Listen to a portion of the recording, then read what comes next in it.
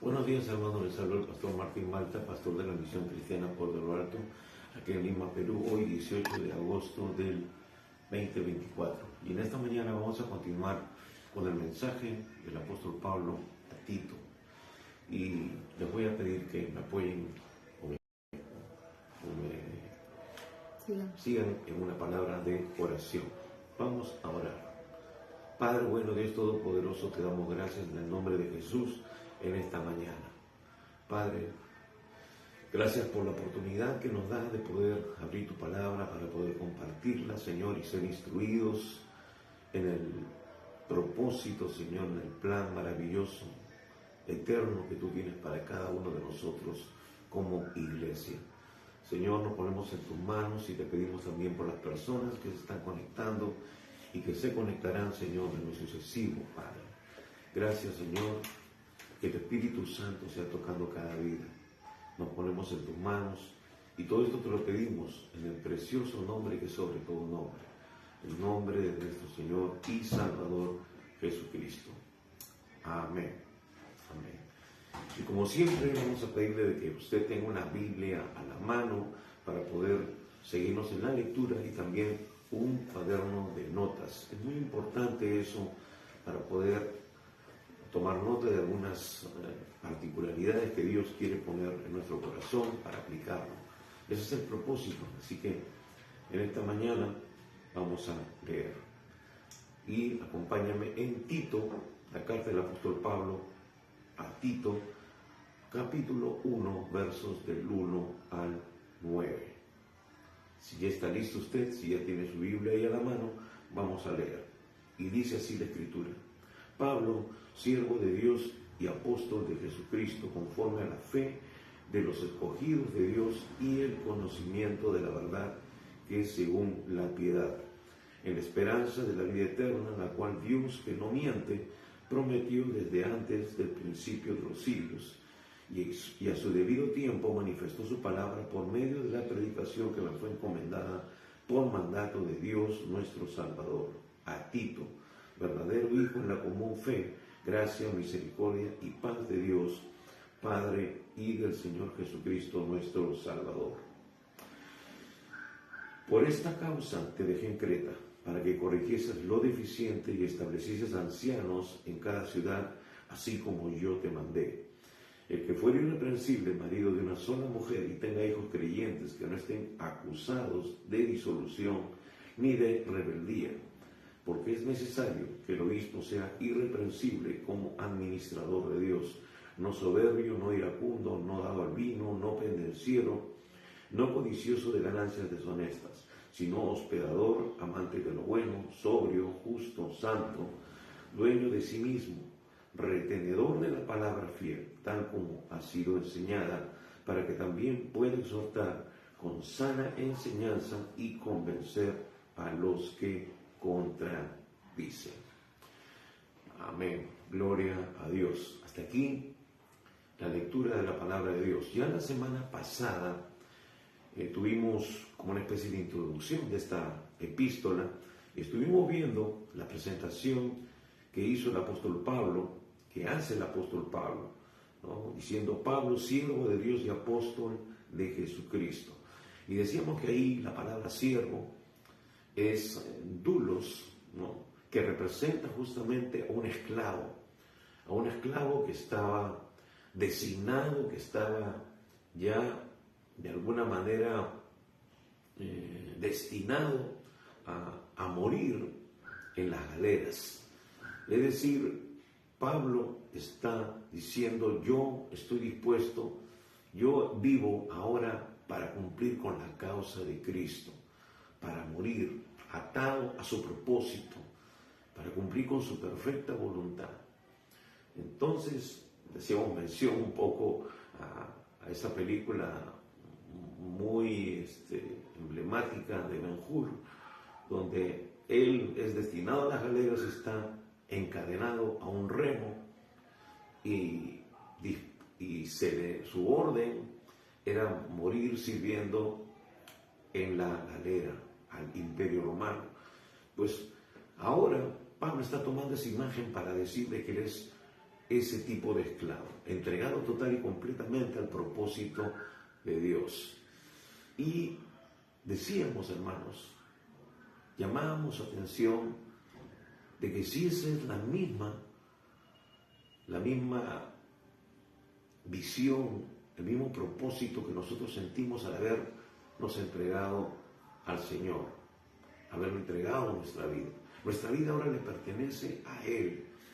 No somos dueños nosotros mismos de nuestra vida. Nosotros no tenemos derechos sobre nuestra vida. Es el Señor.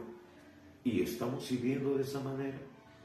Estamos poniendo todo nuestro esfuerzo, todas nuestras capacidades para que el Señor se glorifique en nuestra vida y a través de nuestra vida. Somos esos enviados, esos apóstoles. No me refiero al título que ahora quizás muchos sacan pecho por decir que son apóstoles, sino la función. Estás tú siendo enviado, el Señor te respalda, el Señor está obrando en tu vida de tal manera de que hay un respaldo categórico de que su presencia va contigo. Eso es lo que nos dice la Gran Comisión. Él dice que tenemos que ir a ser discípulos, enseñándoles que guarden todas las cosas que nos ha enseñado, y Él estará con nosotros todos los días hasta el fin del mundo. Ese es el respaldo de Dios a los que le sirven, a los que realmente le honran. Y decíamos de que eso es algo que no es común, lamentablemente, ahora en la iglesia del Señor. No vemos ese obrar poderoso, esa unción desatada, esas obras maravillosas que nosotros vemos como efecto de una vida de santidad, como efecto de una vida de obediencia, y que lo vemos relatado en el libro de los Hechos y que debe continuar hasta ahora. Entonces, ¿qué está sucediendo? Y decíamos, hermanos, y argumentábamos de que es una iglesia en este tiempo que carece de santidad, que cuestiona de una manera paradójica. Los siervos de Dios, los hijos de Dios, cuestionan mucho de lo que Dios nos revela en su palabra. Y eso es lo que justamente está frenando el poder de Dios en nuestra vida para poder ser de impacto tremendo a las naciones, al mundo entero. Es triste, es lamentable, pero nos decía también que esta es la esperanza de la vida eterna, la cual Dios no miente. Hermano, Dios no miente. Su palabra es verdad. Él sustenta todas las cosas con la palabra de su poder. Él va a respaldar a los que predican su palabra, a los que imparten su palabra, tal como Él la ha dejado revelada para cada uno de nosotros. Dios y su palabra son uno. Podríamos pasar una hora más solamente tocando nuevamente estos versículos, pero tenemos que avanzar. Que no miente, prometió desde antes del principio de los siglos. El libro de Apocalipsis nos dice de que ahí Jesús es el Cordero inmolado desde antes de la fundación del mundo. El propósito de Dios es traer a la humanidad hacia el conocimiento de Él, es traerlos a su reino. Hermanos, el mundo se está perdiendo porque no está recibiendo quizás el mensaje como debe ser, y también porque está tomando la decisión incorrecta. No está entregándole sus vidas a Cristo Jesús. Entonces, ya Dios nos dio la solución. Ahora la iglesia tiene que levantarse. Una iglesia que busca a Dios en oración. Una iglesia que predica la palabra con la autoridad y tal como Dios nos la ha encomendado. Ese es un apóstol, ese es un enviado, es un heraldo que proclama el mensaje de su amo, de su Señor, de su Rey, pero de manera fiel, de manera contundente. Quizás por esa razón no estamos viendo los efectos transformadores y milagrosos que vemos en la iglesia primitiva, en la iglesia apostólica, en la iglesia nuevo testamentaria. Entonces, es la promesa de Dios. Hermanos, y lo que Dios promete, Dios lo cumple. siempre y cuando nosotros cumplamos también con nuestra parte. Dios nunca falla. ¿Estamos cumpliendo nosotros con nuestra parte? Yo creo que es ahí donde reside el problema en la actualidad. Entonces dice a Tito, verdadero hijo en la común gracia, en la común fe, gracia, misericordia y paz. Eso es lo que necesitamos, la gracia de Dios fluyendo, la misericordia de Dios, porque por su misericordia, hermanos, le fallamos muchas veces, pero no hemos sido consumidos, no hemos sido descalificados, porque tenemos el recurso maravilloso de presentarnos delante de Dios y ser perdonados, ser limpiados, ser restaurados.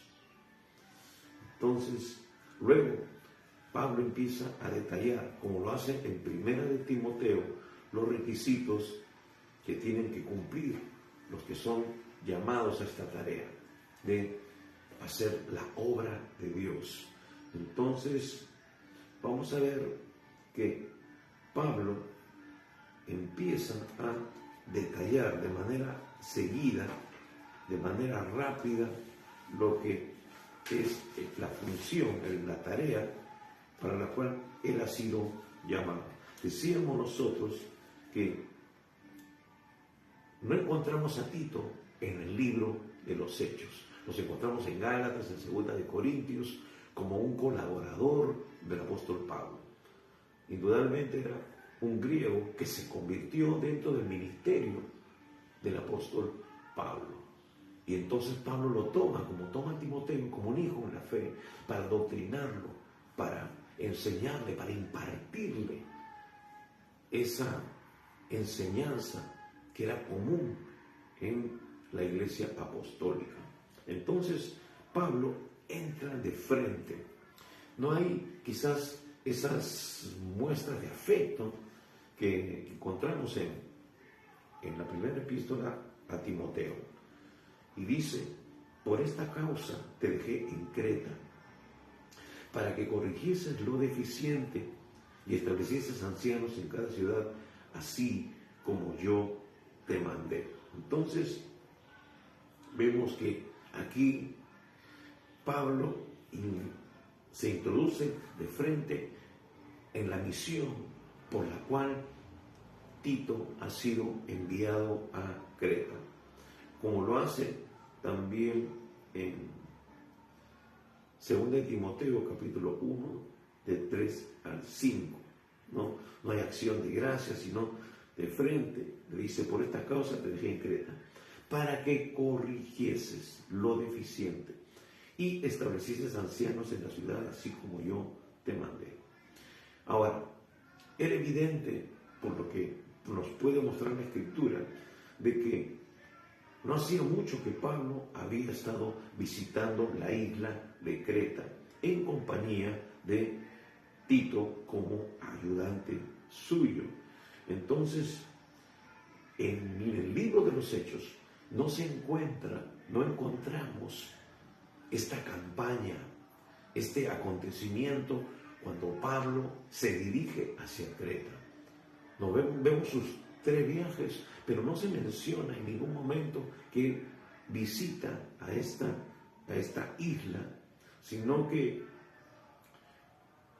en el libro de Hechos termina diciéndonos justamente que Pablo estaba encarcelado en Roma, tenía ciertas libertades y nada más. Ahora, lo que podemos pensar nosotros realmente es de que Pablo luego fue puesto en libertad y que se le permite continuar haciendo su labor apostólica.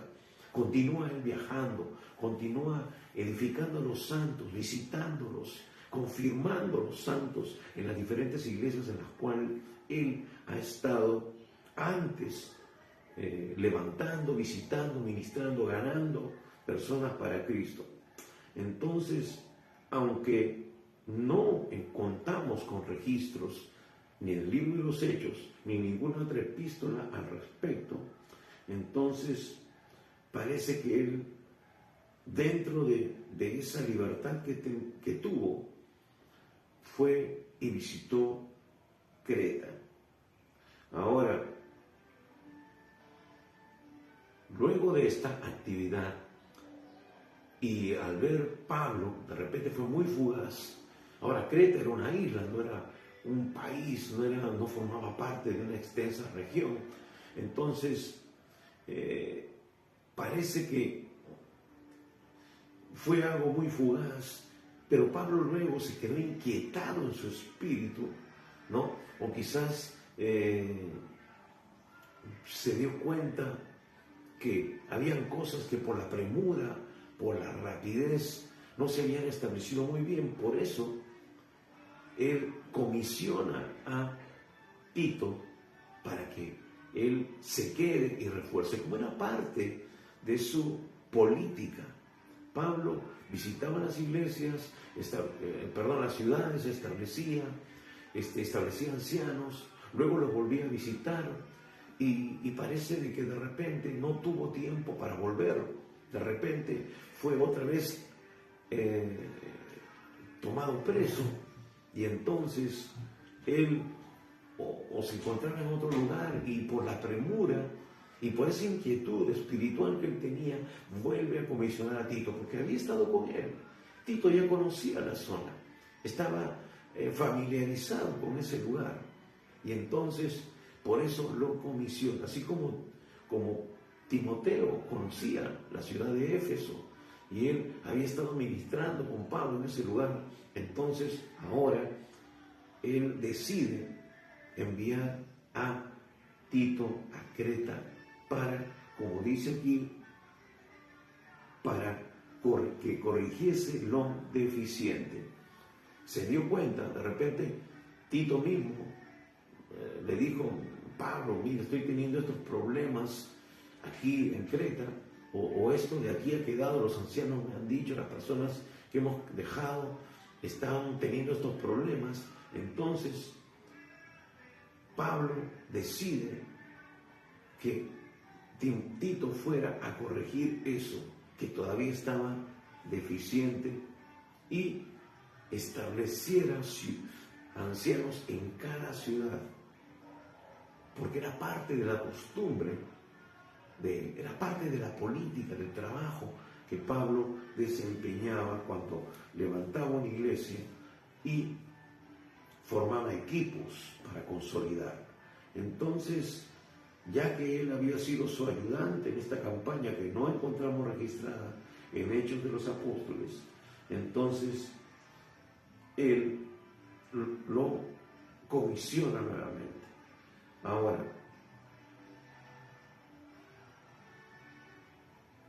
este ministerio no había sido algo que le había tomado mucho tiempo a Pablo, por lo que podemos ver, y entonces, por eso, le pide a Timoteo que vuelva a Creta y se quedara y completara la tarea de organizar las iglesias. Ahora, hermanos, esto nos muestra algo importante de cómo tiene que ser el conducto regular, cómo tiene que ser la política, cómo se tiene que establecer una iglesia. Y vemos aquí que sucede con Timoteo en Éfeso, sucede ahora en Creta. Estos problemas siempre se van a presentar en las iglesias que Dios nos mande ministrar. Siempre van a haber situaciones en las cuales nosotros tenemos que estar seguros de poder consolidar, afirmar, fortalecer a los creyentes, ministrar de una manera eficaz para que ellos puedan también continuar la obra de una manera saludable. Tenemos que permanecer en ese lugar y estar plenamente convencidos y también seguros de que se han establecido bien los principios de la palabra de Dios en ese lugar. Hablaba con un hermano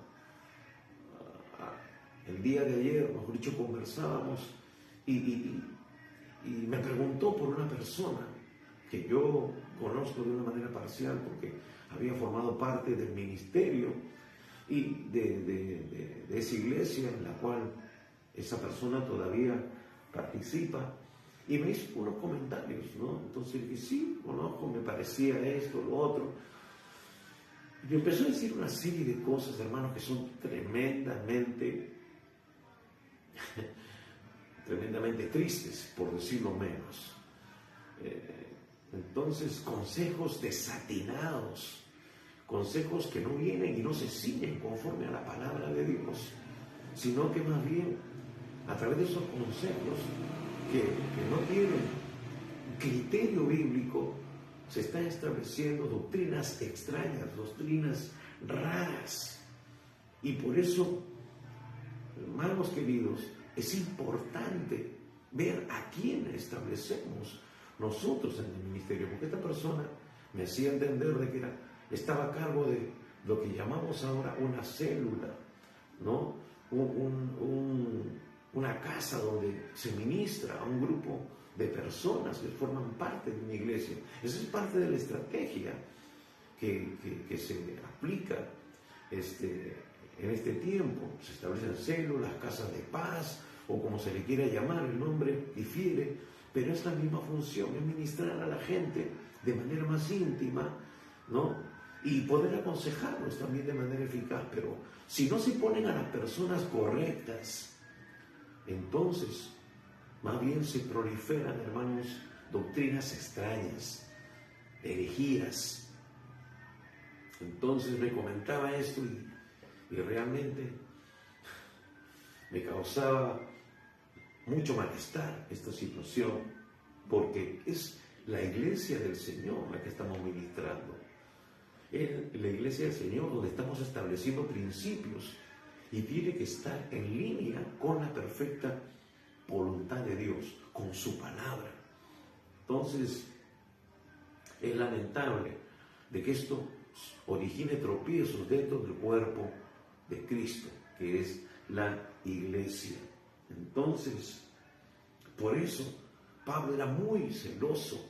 Pablo quería asegurarse de que las iglesias estuvieran establecidas de una manera sana, de una manera fuerte, firme, cimentados en la palabra de Dios, guiados por el Espíritu Santo, que se mueve en línea con lo que dice la palabra del Señor.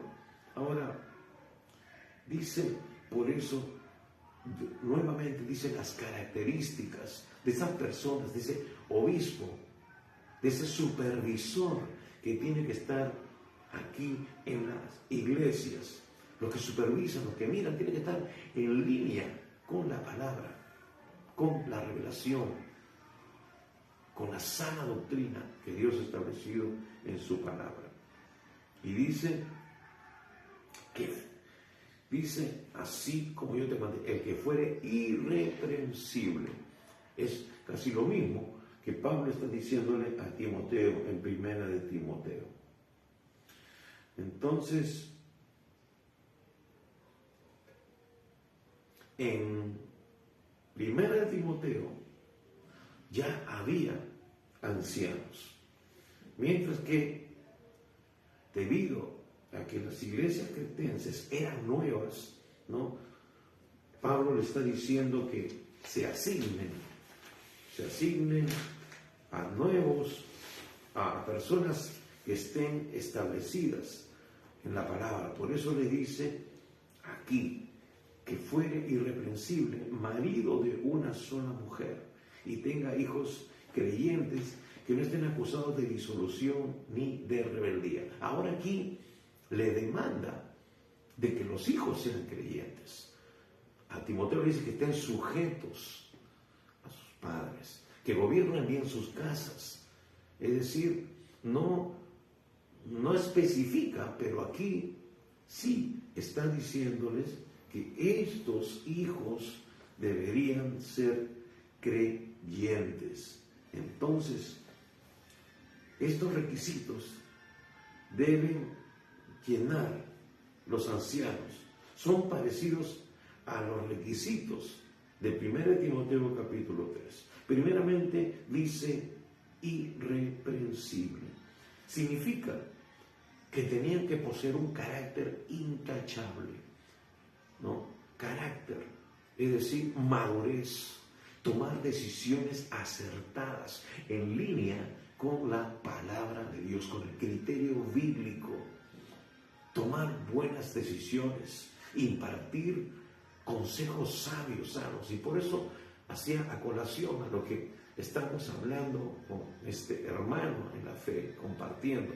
Porque, amados, esa es la realidad, la triste realidad en la que se encuentra la iglesia contemporánea, la iglesia de este tiempo. Se han dejado de tomar en cuenta estos criterios, estos consejos, este modus operandi de los cuales establecieron los apóstoles. Dice la Biblia que tenemos que nosotros edificar a la iglesia en el fundamento de los apóstoles y profetas.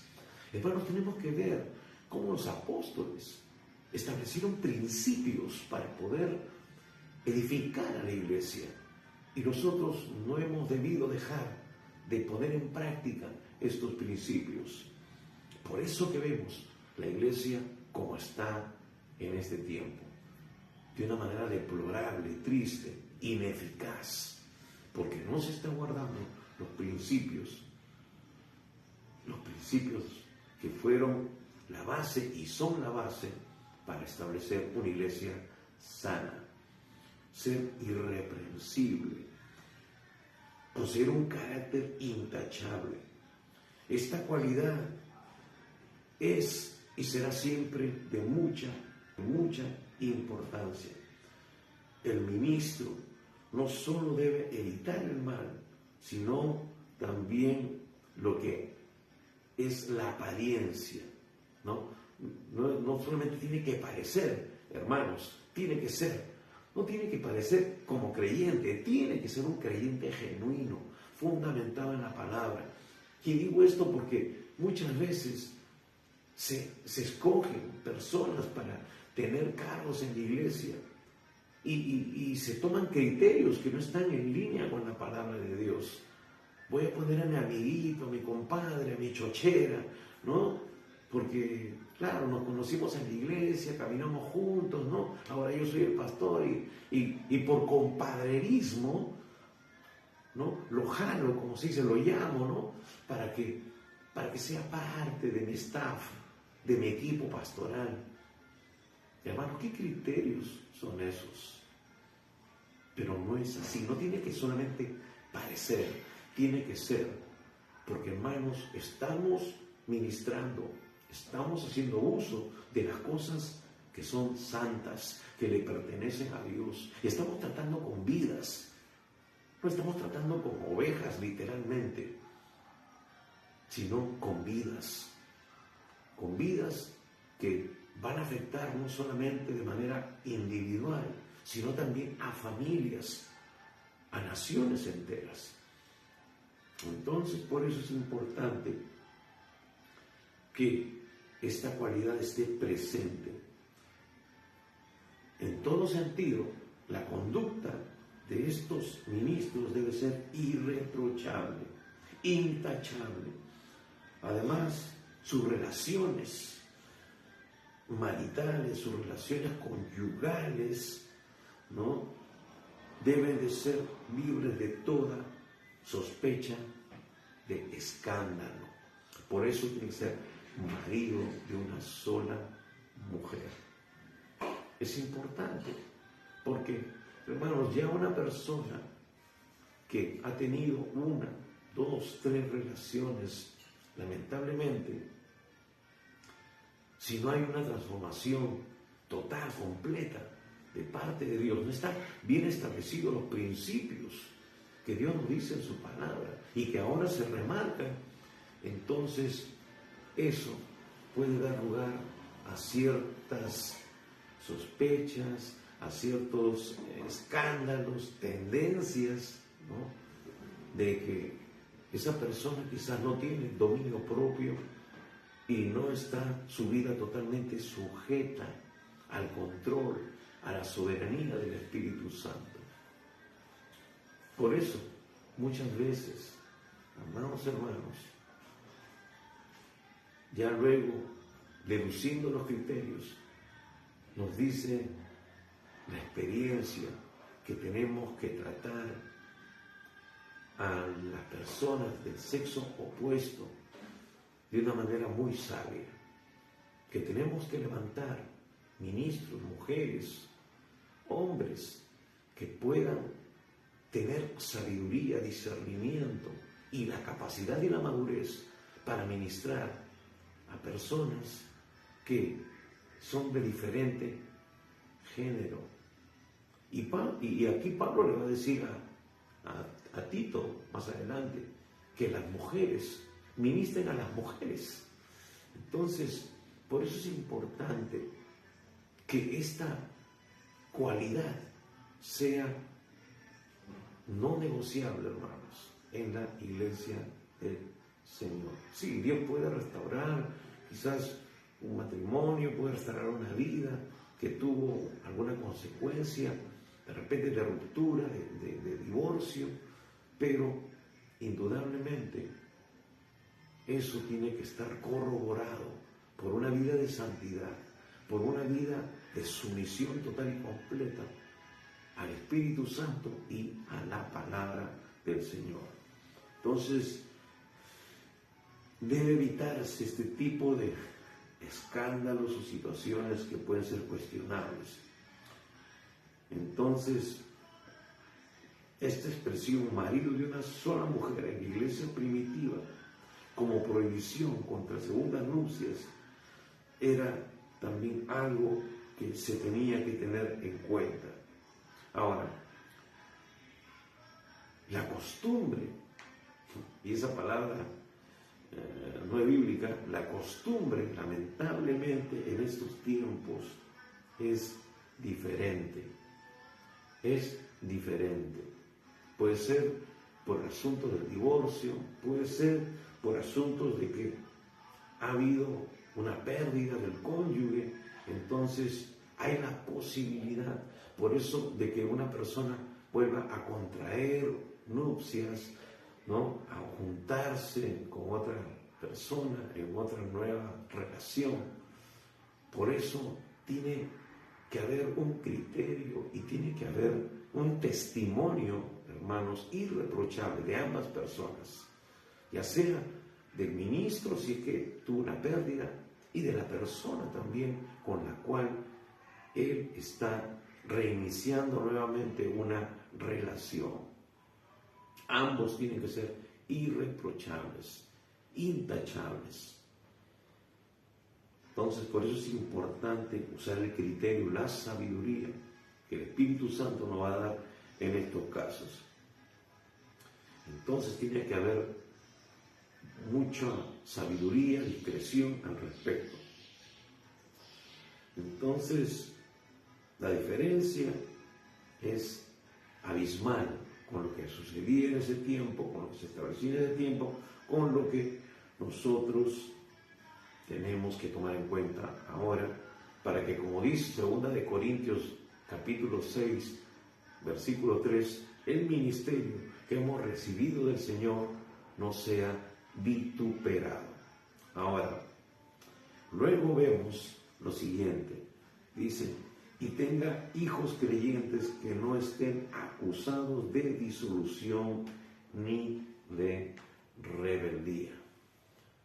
Hermanos, hay consecuencias que se dan en la familia cristiana.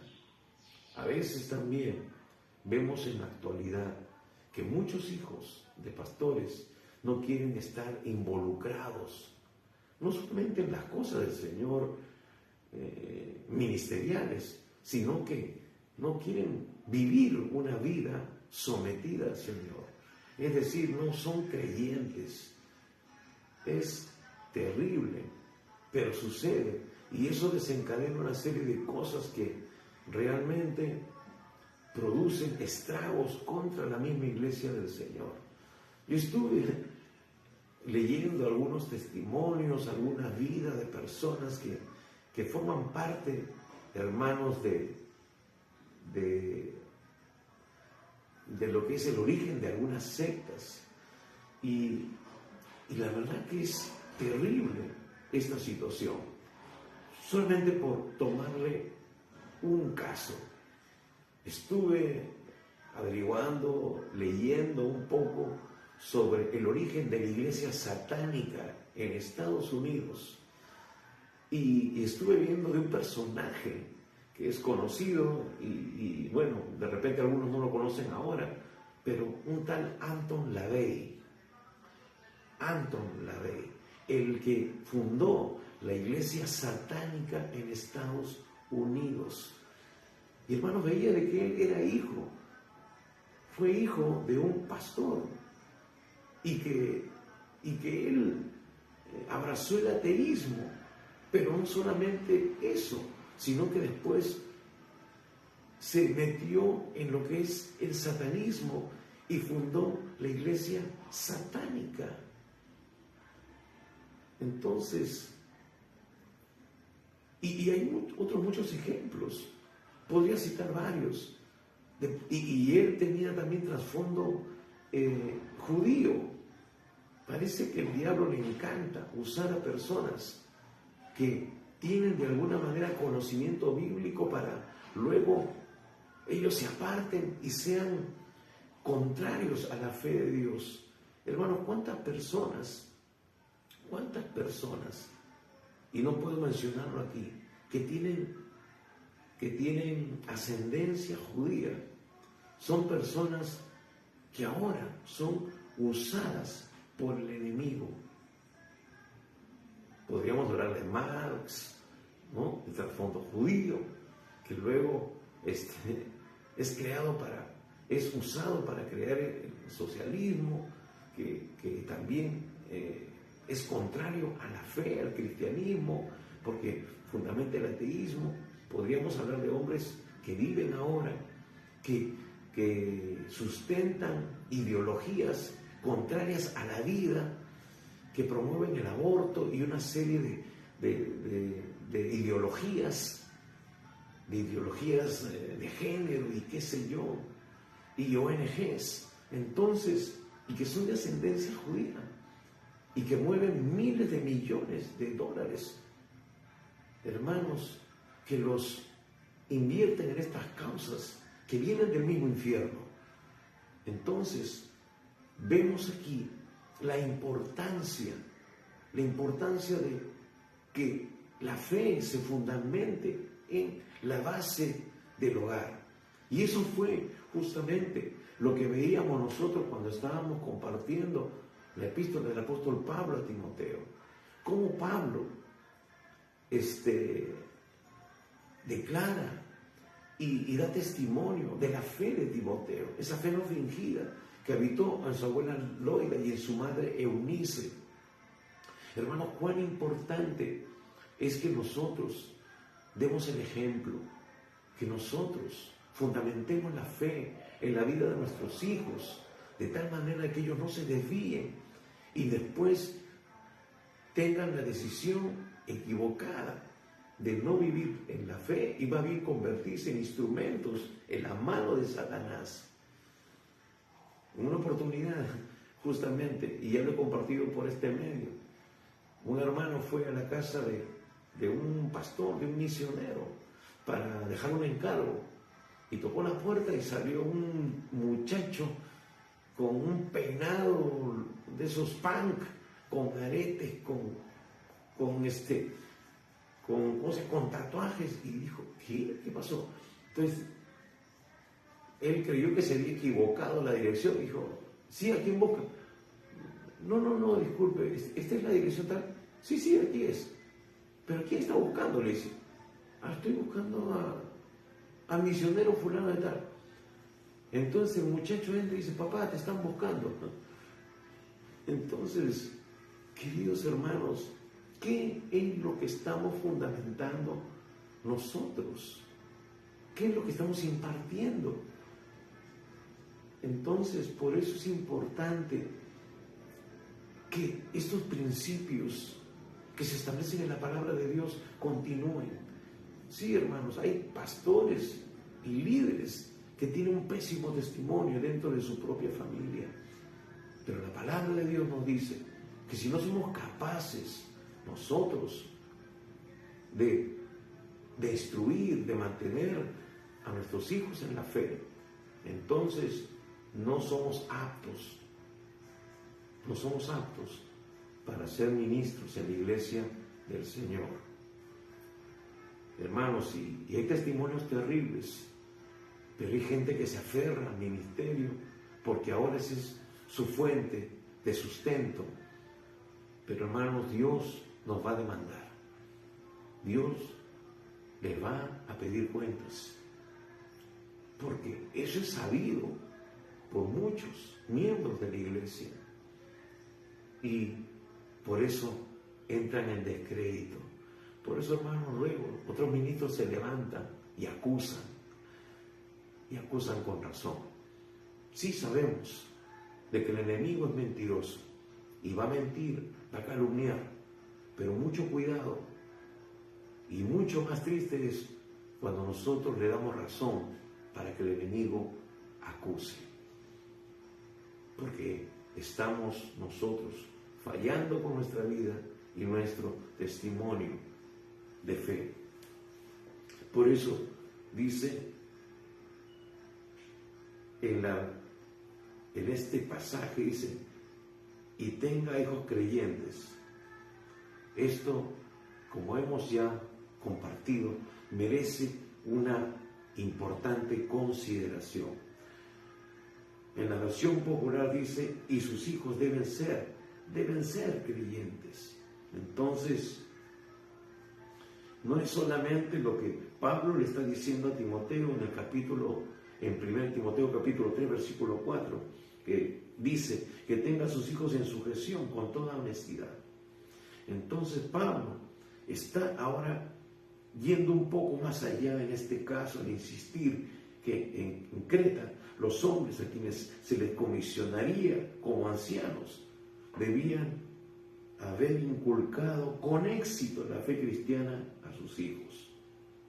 Entonces, ahora somos conscientes como padres, porque soy padre, usted también quizás lo sea, de que no podemos, hermanos, nosotros en algunas ocasiones forzar, aunque nosotros pongamos mucho empeño, no podemos coaccionar a nuestros hijos, porque hay un libre albedrío, y hay muchas veces decisiones que nos van a romper el corazón. Pero hermanos, lo importante es que sentemos las bases. Lo importante es que nosotros cumplamos a fidelidad el propósito de Dios. Por eso Dios nos instruye en su palabra. Ahí en Deuteronomio 6, versículos 6 y 7 nos dice cómo debemos impartir nuestra fe a nuestros hijos. Dice que cuando vayamos de camino, que cuando vayamos por la casa, que cuando amanezca, cuando anochezca, tenemos que estar impartiendo, hermanos, los principios de la palabra de Dios en nuestros hijos. Hermanos, y eso va a quedar. Por eso dice, instruye al niño en su camino y aun cuando fuere viejo, no se apartará de él. Entonces sí, quizás nuestros hijos pueden tomar alguna decisión que no es correcta, porque tienen libre albedrío. Pero hermanos, esas decisiones quizás no van a ser tan desastrosas, por decirlo así, tan desastrosas, porque ellos luego van a experimentar el error y puede solucionarse esa situación volviendo a los pies del Señor, reconociendo de que esa decisión en particular no fue sabia, no fue correcta, porque fue previamente, hermanos, notificado, fue previamente alertado por la voz de un padre que fundamenta su vida en la palabra de Dios. Yo conozco eso y he experimentado eso también. Sé que nuestros hijos no pueden estar amarrados, pero cuando nosotros hemos cumplido delante del Señor con fidelidad esa decisión, ese principio de establecer el fundamento de la palabra de Dios, sí, ellos de repente tomaron alguna decisión, pero luego se dieron cuenta y retomaron la senda y siguen en la fe y han crecido en la fe porque se han dado cuenta de que el consejo de Dios permanece, hermanos. Y entonces no ha habido pues efectos, consecuencias colaterales como el apartarse del Señor y ya no querer saber de la fe, sino todo lo contrario, el darse cuenta de que cometieron un error y que el consejo que se les dio en un momento fue acertado y hubo un quebrantamiento, un reconocimiento de ese error. Y luego han venido y nos dicen: papá, tú tenías razón.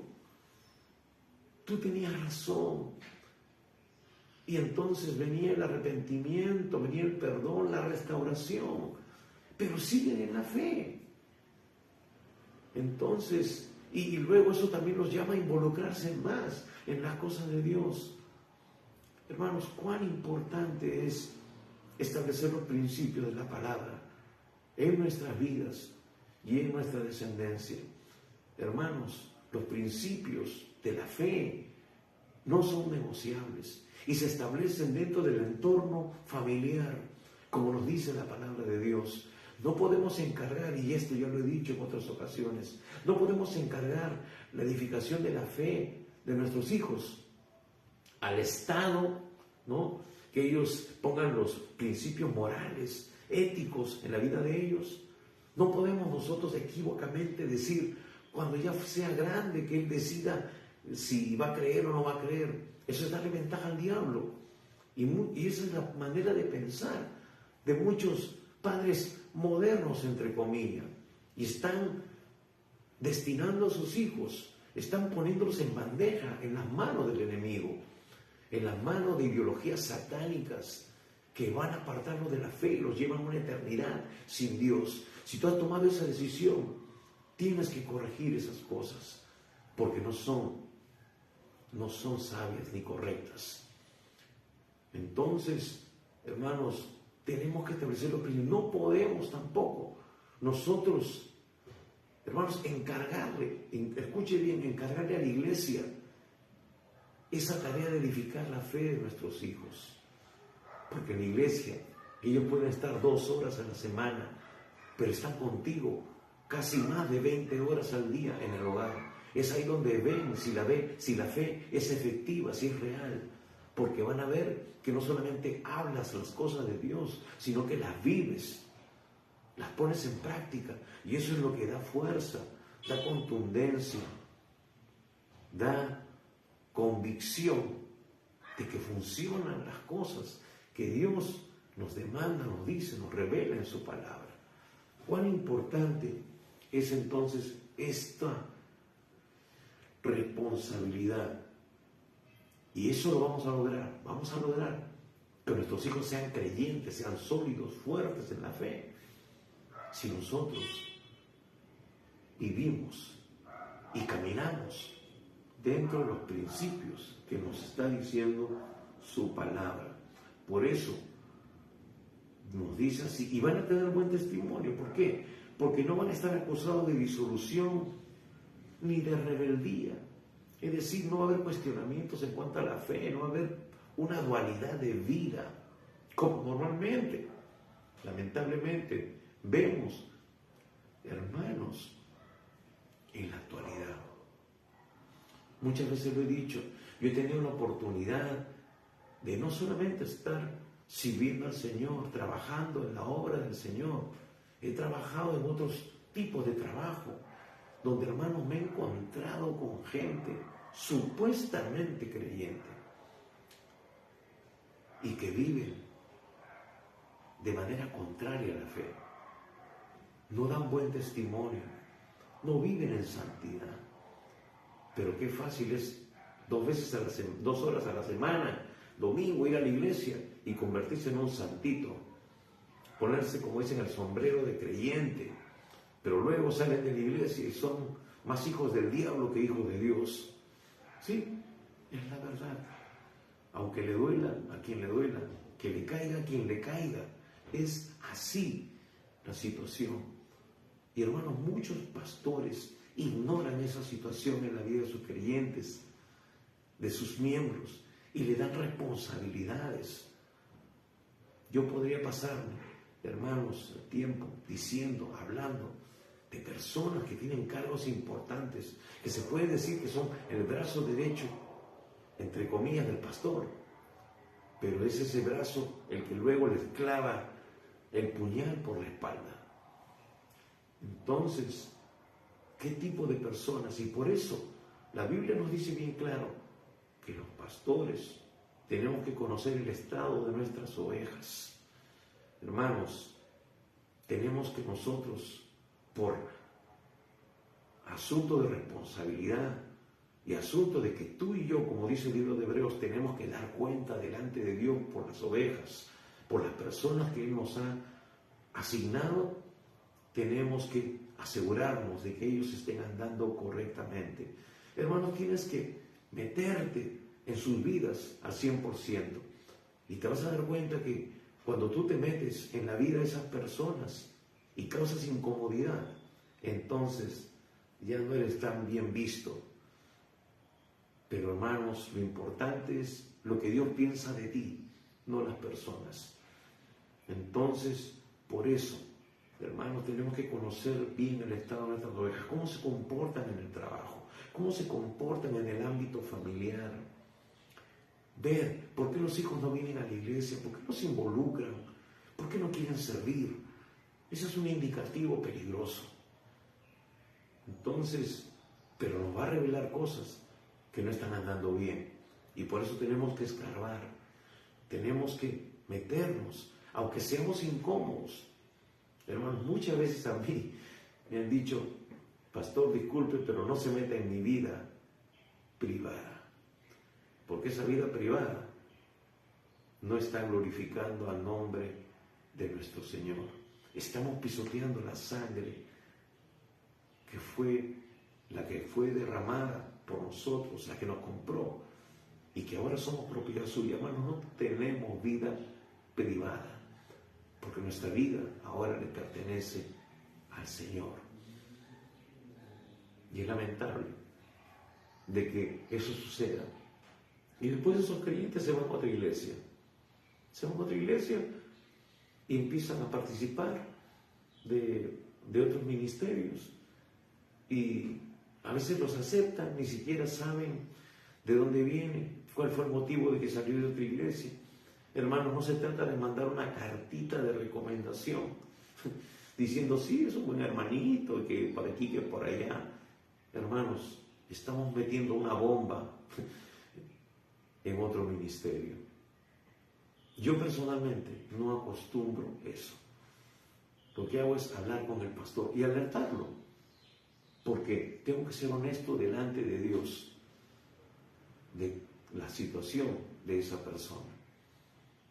Pues muchas veces se van y ya no piden ni siquiera carta de recomendación y ni dicen a dónde se van a ir, porque saben, en mi caso particular, en mi situación, que yo voy a proceder de esa manera. Porque, hermanos, a mí no me gustaría que me envíen una persona que luego me va a crear conflictos y que puede hasta dividir una iglesia y ser de mal testimonio. Y luego me digan otros hermanos, hermano, pastor, pero ¿cómo esa persona, usted ha permitido que venga y ahora ocupa un cargo en la iglesia? Es por eso importante, hermanos, conocer el estado de las ovejas. Tengo que incidir en esto porque esos son principios para que haya una iglesia saludable, se establezcan ministerios sólidos que van a ser fructíferos y de gran bendición a muchas familias, a una ciudad entera, a un país entero. Por eso tenemos que nosotros caminar dentro de estos principios. Dice Entonces, que no estén acusados de disolución ni de rebeldía. Entonces, si es un creyente genuino, que vive en santidad, que anda en la palabra, esto no será viable, esto no sucederá, hermanos, porque vivirá en santidad, vivirá en integridad. Entonces es algo que no se va a dar dentro del ámbito familiar ni tampoco de la comunidad de la iglesia. Como dice la Nueva Versión Internacional, este versículo, y que estos no sean tachados de libertinaje o desobediencia. Entonces, hermanos, vemos aquí esta cualidad. Porque, hermanos, lo que es nacido de Dios va a producir frutos de Dios, de una manera natural, de una manera espontánea. Hermanos, no tenemos que forzar a nadie a que se comporte de tal o cual manera. Es algo natural. Lo que es nacido de Dios produce frutos para Dios. Entonces, tienen que haber nacido de nuevo, tienen que estar fundamentados dentro de los principios no negociables de la palabra de Dios. Que no estén acusados de disolución ni de rebeldía. Y hermanos, me refiero a esto, a no solamente a hijos que son adolescentes, que es natural que hay una etapa de rebeldía, sino también en lo que es la adultez, que sean adultos. Porque, hermanos, los hijos siguen siendo hijos, aunque tengan un DNI, aunque ya hayan asumido otras responsabilidades. Es importante, porque lo que hemos sembrado correctamente va a producir fruto para la gloria de Dios y va a seguir estableciéndose esa cadena interminable de discipulado, porque lo que tú hiciste con tus hijos, ellos también lo harán con los suyos en su momento.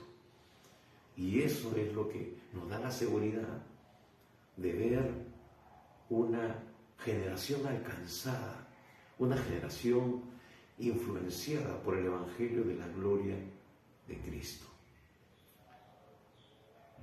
Pablo estableció una iglesia no solamente para tener una pequeña comunidad, sino para alcanzar, hermanos, naciones enteras. Por eso que en el libro de Hechos encontramos de que Pablo estuvo años en Asia predicando el Evangelio y dice que toda Asia recibió la palabra de Dios. Pero ahora, si nosotros vamos a Asia, en las regiones de Turquía, hermanos, donde estaban las 7 iglesias, que luego nos dice el Apocalipsis, Éfeso, Esmirna, Laodicea, etc. ¿Por qué esas iglesias no han permanecido? Porque el enemigo ha tenido éxito al disipar, al anular, al no permitir de que estos principios continuaran formándose o estableciéndose en las iglesias. Entonces, por eso es importante retomar estos principios. Están registrados en la palabra de Dios, que es el manual de vida para cada creyente y para la edificación de las iglesias. Hermanos, cuando veamos esto y todo lo que todavía nos falta tocar, vamos a ver iglesias sanas, iglesias que realmente glorifican el nombre de nuestro Señor. Y esto no tiene nada que ver con el contexto y con la cultura. Esto es, lo que diría alguien, es contracultura. Esto es parte de la contracultura cristiana. Es decir, esto es como la levadura que va a influenciar y va a leudar todo.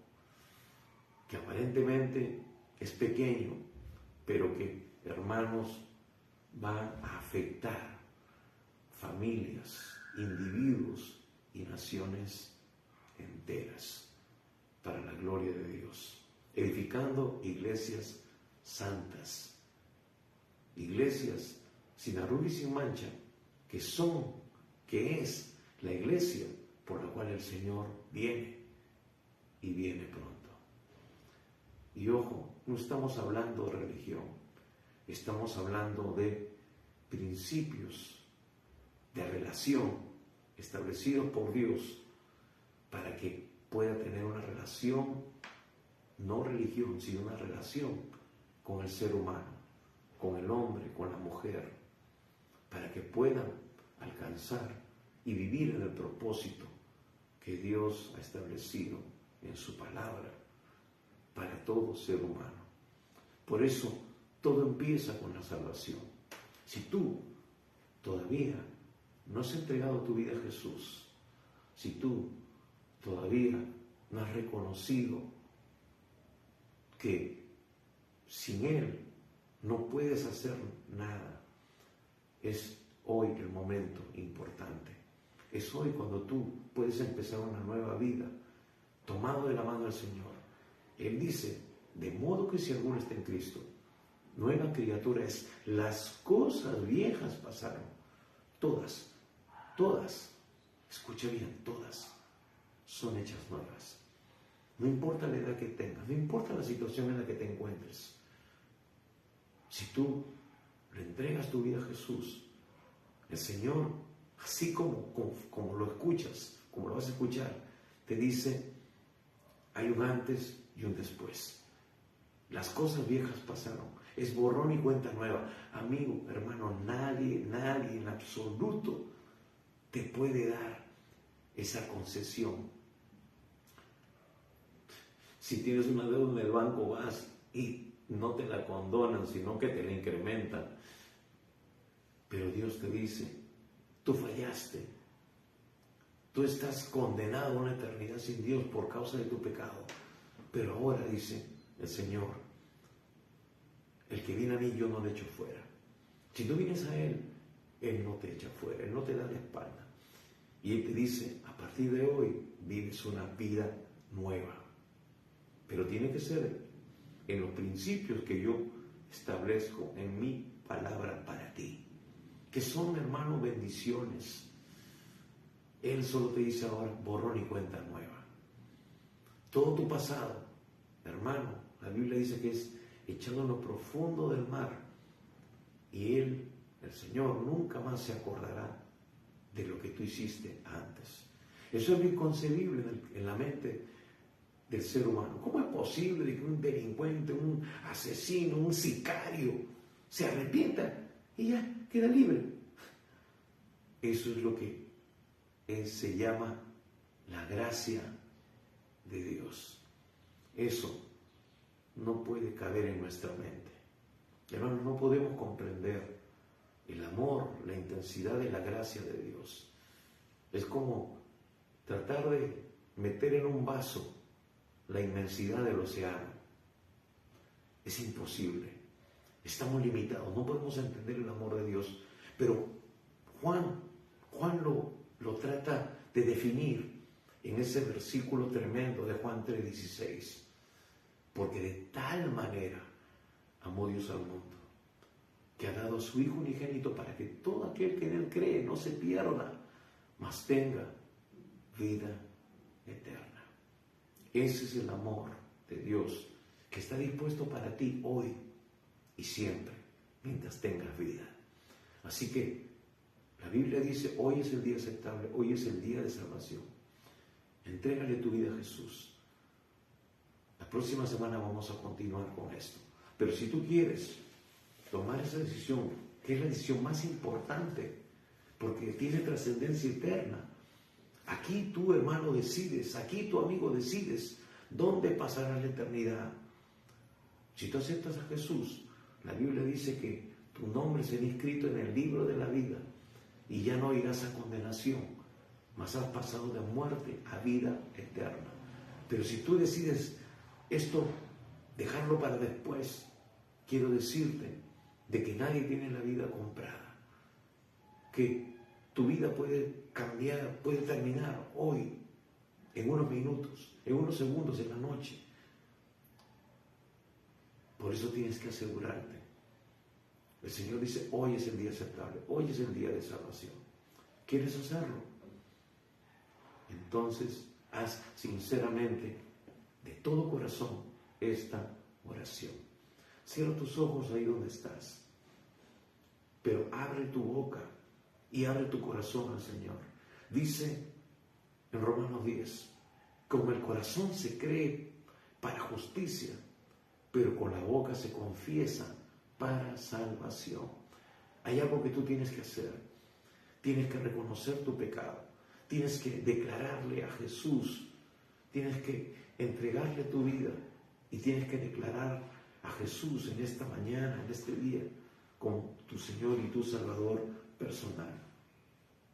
Dile sí, Padre Santo, reconozco que soy pecador y que necesito de tu perdón.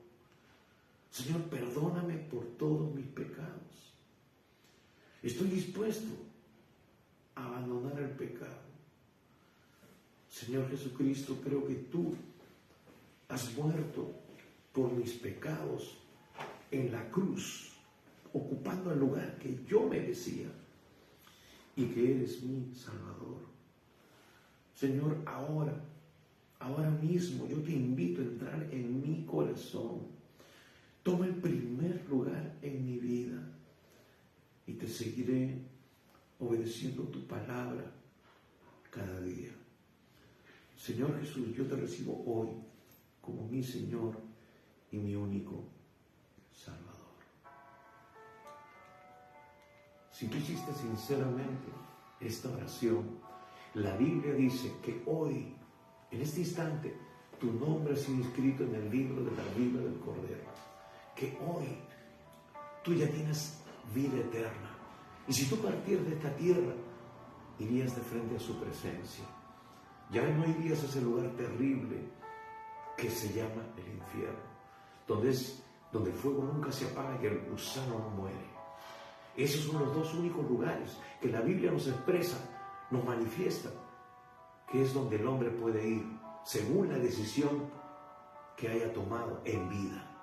Pero si tú hiciste hoy la decisión más importante, tú tienes salvación. Ese es el principio, ese es el borrón y cuenta nueva. Pero ahora Dios quiere escribir en las páginas de tu vida su propósito, su plan, que está expresado en su palabra. Antes tú no tomabas en cuenta este manual de vida. Ahora, a partir de hoy, tienes que vivir conforme a lo que Dios te dice en este libro y expresa su perfecta voluntad. Entonces, a partir de hoy tú tienes que conocer a Dios a través de su palabra. Por eso te instamos a que tú seas instruido. Permítenos ayudarte, permítenos darte algunos materiales que son importantes para que tú empieces a crecer en la vida cristiana de manera saludable. También queremos recordarte que estamos los días miércoles, 7:30 de la noche, teniendo tiempo de oración. Es importante tener una vida de oración, porque eso es el recurso que Dios nos ha dado para poder derramar nuestro corazón delante de Él y tener respuesta favorable, porque Dios conoce nuestras necesidades. Y también para interceder por muchas personas, quizás familiares, amigos tuyos, que también necesitan entregarle su vida a Jesús. Así que en esta mañana te animamos a que nos escribas y nosotros estaremos comunicándonos contigo. También te queremos pedir un favor. Comparte este video con personas que no conocen al Señor, con tus amigos, compañeros de trabajo, familiares, con personas que han estado en la fe y se han apartado, para que Dios les dé la oportunidad nuevamente de volver a sus caminos y empezar a vivir en línea con el propósito que Él tiene para todos nosotros. Gracias por tu tiempo y te recordamos que estamos los días domingos, como hoy, 11 de la mañana, a través de este medio. Que Dios te bendiga Y recuerda, tenlo presente, el Señor Jesús, el Señor Jesucristo nos dice en su palabra, y lo estamos viendo ya, por todas las señales, por todos los acontecimientos que se están dando, que Él está a las puertas. Hermano, amigo, Él viene pronto y viene por su iglesia, por una iglesia sin arruga y sin mancha, que vive en obediencia y en fidelidad a su propósito, expresado en su palabra. Así que, gracias por tu tiempo, que Dios te bendiga y recuerda que el Señor Jesús viene pronto. Bendiciones.